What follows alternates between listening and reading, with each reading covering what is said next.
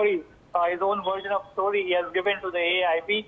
And what we given to understand is that he told that, he did not intentionally consume marijuana. In fact, what he was consuming was, prescribed medication that he had been taking for issues regarding his sleep that he was facing. So that is what he has, explained regarding the consumption of marijuana, that he was taking prescribed medicine. Now, coming to what exactly happened on the flight that day, there were initial reports about him sitting on the deck of the flight and at times leaning over his co-pilot's chair as well. That he has explained as that initially he spoke to his co-pilot and communicated about his lack of sleep, and then he took about 30-35 minutes of nap.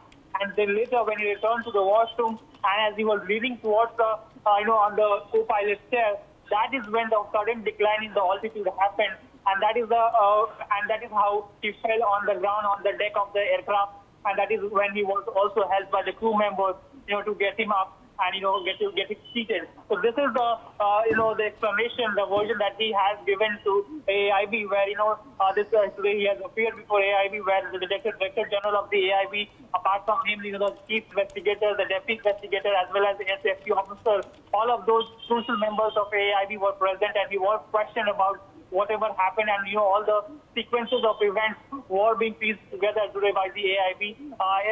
That is when the captain has made this explanation. He has excused himself from and saying that in light of in a state of full disclosure, he intended to explain that he was taking a medication, and that medication was prescribed medication, and he did not purposely, explicitly consume marijuana or any such drug, is what he has explained. And he has also explained why, because of lack of sleepiness, he fell on the ground on the aircraft deck, and he did not suffer sort of was disoriented primarily because of marijuana. Okay, all right. Appreciate you joining us on the broadcast. We're going to leave it there and shift our focus to some more breaking news coming in. Union Home Minister